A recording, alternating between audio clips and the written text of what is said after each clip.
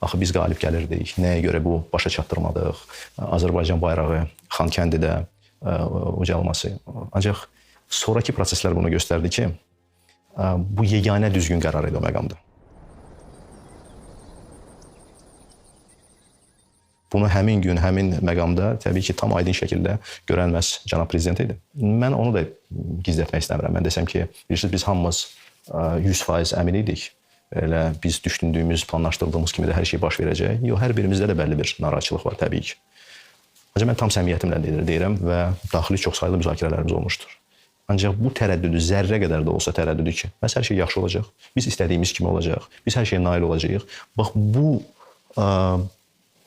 hissi zərrə də qədər olsa tərəddüdü heç bir müzakirələrimizdə cənab prezidentlə biz hiss etmədik. Bizim uğurlu əməliyyatımız artıq böyük nəticələrə gətirib çıxardı. Və nəyi, necə, nə vaxt etmək lazımdır, bunu mən bilirəm. Yəni bu adam o qədər əmin idi. O qədər arxain idi və bu əminlik və arxainlik istər-istəməz bütün ətrafda olan insanlara da keçirdi.